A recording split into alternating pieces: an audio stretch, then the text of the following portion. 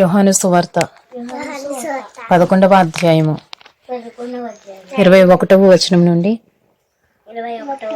43వ వచనం వరకు. మార్త యేసుతో, ప్రభువా, నీవిక్కడ ఉండిన ఎడల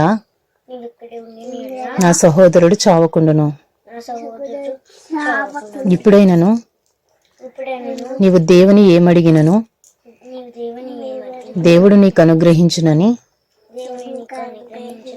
ఎరుగుదుమనెను. యేసు, నీ సహోదరుడు మరలా లేచునని ఆమెతో చెప్పగా, మార్త ఆయనతో, అంత్యదినమున పునరుద్ధానమందు లేచునని ఎరుగుదుననెను. అందుకు యేసు, పునరుద్ధానమును జీవమును నేనే. నా యందు విశ్వాసముంచువాడు చనిపోయినను బ్రతుకును. బ్రతికి నా యందు విశ్వాసముంచు ప్రతివాడును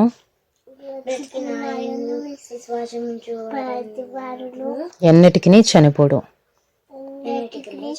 ఈ మాట నమ్ముచున్నావా అని ఆమెను అడిగాను. ఆమె, అవును ప్రభువా, నీవు లోకమునకు రావలసిన దేవుని కుమారుడువైన క్రీస్తువని నమ్ముచున్నానని ఆయనతో చెప్పాను. ఆమె ఈ మాట చెప్పి వెళ్ళి బోధకుడు వచ్చి నేను పిలుచుచున్నాడని తన సహోదరి అయిన మరియను రహస్యముగా పిలిచెను. ఆమె విని త్వరగా లేచి ఆయన యొద్దకు వచ్చెను. యేసు ఇంకను ఆ గ్రామములోనికి రాక మార్త ఆయనను కలుసుకుని చోటనే ఉండెను. కనుక ఇంటిలో మరియతో కూడా ఉండి ఆమెను ఓదార్చుచుండిన యూదులు మరియా త్వరగా లేచి వెళ్ళుట చూచి ఆమె సమాధి యొద్ద ఏడ్చుటకు అక్కడికి వెళ్ళుచున్నదనుకుని ఆమె వెంట వెళ్ళిరి. అంతటా మరియా యేసు ఉన్న చోటికి వచ్చి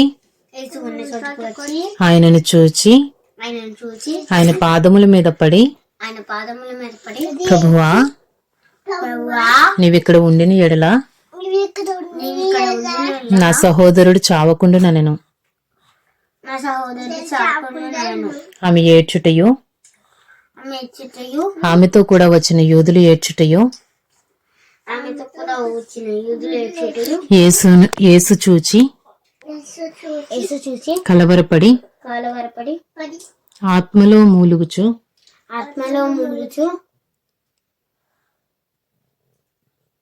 అతనిని ఎక్కడ ఉంచితిరని అడుగగా వారు, ప్రభువా, వచ్చి చూడుమని ఆయనతో చెప్పిరి.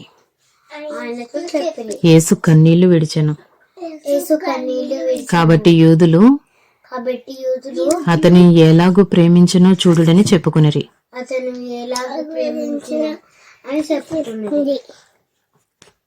వారిలో కొందరు ఆ గ్రుడ్డివాని కన్నులు తెరిచిన ఈయన ఇతన్ని చావకుండా చేయలేడా అని చెప్పిరి. యేసు మరలా తనలో మూలుగుచు సమాధి యొద్దకు వచ్చెను. అది ఒక గుహ. దాని మీద ఒక రాయి పెట్టి ఉండెను. యేసు రాయి తీసివేయడని చెప్పగా రాయి తీసివేయడని చెప్పగా చనిపోయిన వాని సహోదరి అయిన మార్త, ప్రభువా అతడు చనిపోయి 4 దినములైనది గనుక ఇప్పటికి వాసన కొట్టునని ఆయనతో చెప్పాను. అందుకు యేసు, నీవు నమ్మిన ఎడల దేవుని మహిమ చూతువని నేను నీతో చెప్పలేదా అని ఆమెతో అనెను. అంతట వారు ఆ రాయి తీసివేసిరి. యేసు కన్నులు పైకెత్తి, తండ్రి, నీవు నా మనవి వినినందున నీకు కృతజ్ఞతాస్తుతులు చెల్లించుచున్నాను. నీవు ఎల్లప్పుడూ నా మనవి వినుచున్నావని నేను ఎరుగుదును గాని నీవు నన్ను పంపితువని చుట్టూ నిలిచియున్న ఈ జనసమూహము నమ్మునట్లు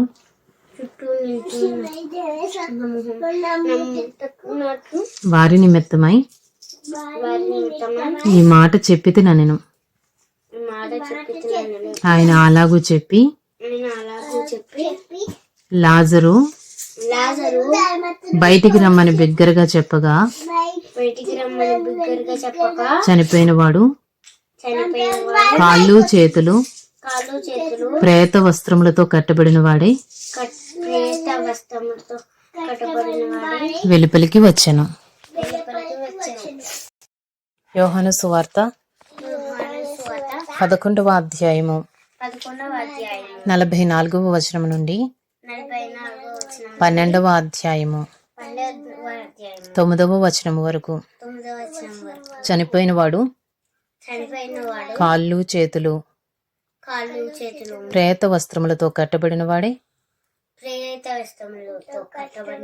వెలుపలికి వచ్చాను. అతని ముఖమునకు రుమాలు కట్టబడి ఉండెను. అంతట యేసు, మీరు అతని కట్లు విప్పిపోనీయుడని వారితో చెప్పాను. కాబట్టి మరియ యొద్దకు వచ్చి ఆయన చేసిన కార్యమును చూచిన యూదులలో అనేకులు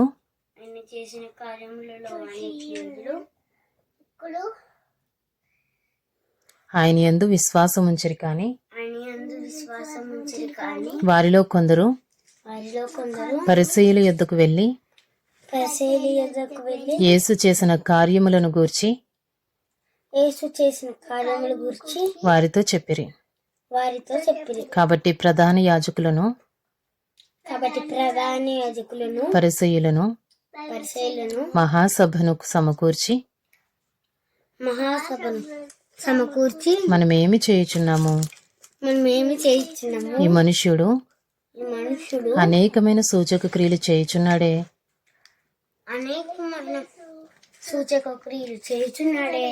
మనం ఆయనను ఇలాగు చూచుచు ఊరకుండిన ఎడల అందరూ ఆయన యందు విశ్వాసం ఉంచెదరు. అప్పుడు రోమీలు వచ్చి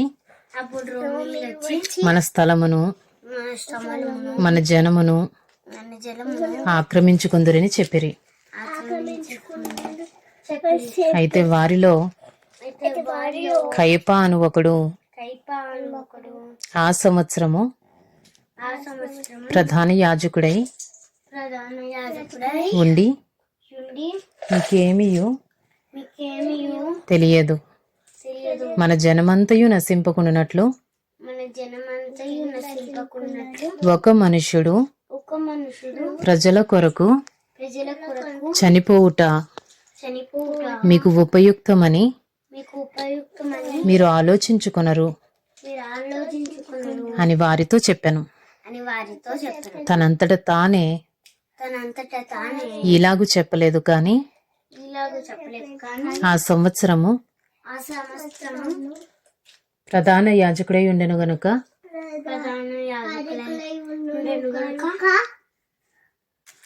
యేసు ఆ జనము కొరకును యేసు ఆ జనము కొరకును ఆ జనము కొరకు మాత్రమే గాక ఆ జనము కొరకే కాక చెదిరిపోయిన చెదిరిపోయిన దేవుని పిల్లలను దేవుని పిల్లలను ఏకముగా సమకూర్చుటకును ఏకముగా సమకూర్చుటకును చావనై ఉన్నాడని ప్రవచించాను. చావనై ఉన్నాడని ప్రవచించాను. కాగా ఆ దినము నుండి వారు ఆయనను పట్టుకు చంపను ఆలోచించుచుండిరి. కాబట్టి యేసు అప్పటి నుండి యూదులలో బహిరంగముగా సంచరింపక అక్కడ నుండి అరణ్యమునకు సమీప ప్రదేశములో ఉన్న ఎఫ్రాయిమను ఊరికి వెళ్ళి అక్కడ తన శిష్యులతో కూడా ఉండెను.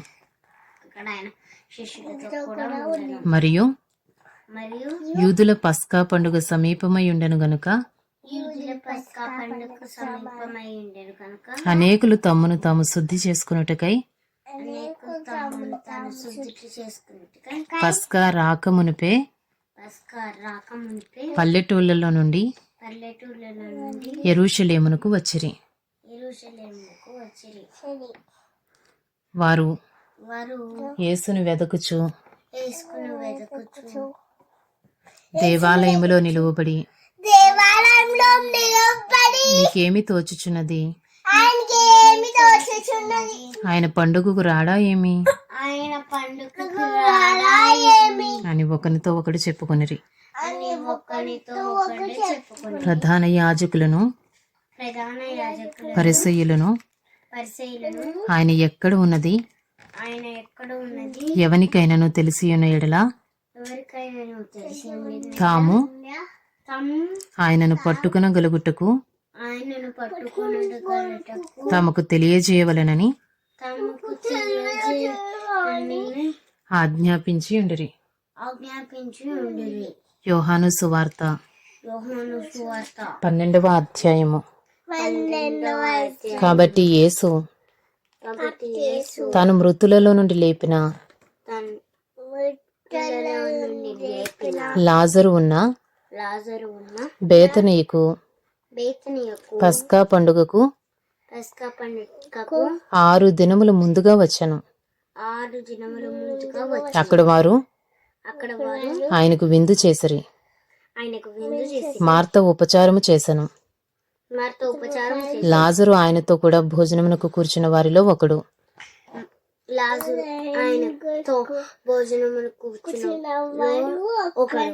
అప్పుడు మరియా మిక్కిలి విలువగల అచ్చ జటా మాంసి అత్తరు ఒక సేరున్నర ఎత్తు తీసుకుని యేసు పాదములకు పూసి తన తల వెంట్రుకలతో ఆయన పాదములు తుడిచెను. ఇల్లు ఆ అత్తరు వాసనతో నిండెను. ఆయన శిష్యులలో ఒకడు అనగా ఆయనను అప్పగింపనై ఉన్న ఇస్కరియోతు యూదా ఈ అత్తరెందుకు 300 దేనారములకు అమ్మి